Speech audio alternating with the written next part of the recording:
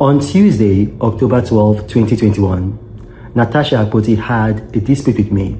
And after the dispute, she went on social media and accused me of sexually harassing her. She claimed that at a state banquet at the Aso Rock Presidential Villa held by President Goodluck Jonathan for the visiting Kenyan President Uhuru Kenyatta on Tuesday, May 6, 2014, I had sexually harassed her. Now, the thing is, a month before, the Chibok girls had been abducted. And as one of his presidential spokesmen, President Jonathan sent me to the United States as a special envoy to try to clean up Nigeria's image. I left in April and I wasn't back in Nigeria until the end of May.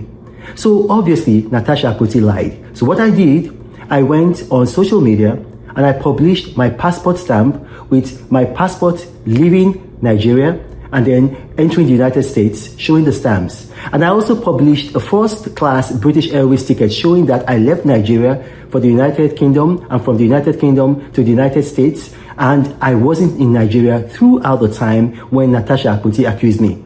So she obviously lied.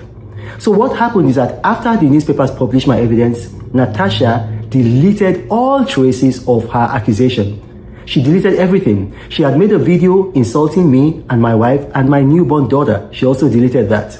The next day, I got a phone call from a prominent Christian clergyman. And they felt that, okay, as a fellow pastor, I would listen to a member of the body of Christ. This is a senior member of the body of Christ. He called me on three-way with Emmanuel Orisejolomi Akpoti, I think Uduaha rather. Emmanuel Orisejolomi Uduaha, Natasha Akpoti's present husband. And they appealed to me, they quoted the scriptural references about Christians taking each other to court. And I listened to them. And we settled the matter out of court. I was paid a large amount of money as damages. And I let the matter go. So, fast forward, 4 years later, Natasha Akpoti had a dispute with the Senate president. And then, after that dispute, she went on Arise TV and accused him of sexual harassment. It sounds like deja vu. Now, the thing is, I do not know if those allegations are true. But one thing I know is that Natasha Akpoti is a liar, a known liar. So, here's the thing. The best predictor of future behavior is past behavior. Before Nigerians crucify Senator Godswill Akpabio, I would encourage people like Obi Ezekwesili and others now agitating to ask Natasha Akpoti to take a lie detector test. It's very easy.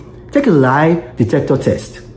Come out, take the test, be escorted by one senator that is in your support and another senator that is just objective. Or if you don't want that, then you can actually go with Obi Ezekwesili herself. And then a third party, maybe somebody from CAN or from the National Supreme Council of Islamic Affairs or some other objective body. Do a lie detector test. Because if you think about what happened to me, if I didn't have the ticket and my passport stamp, and even videos and photographs of me in the State Department in Washington and later at my son's school in San Francisco, everybody would have believed that I sexually harassed Natasha Akpoti.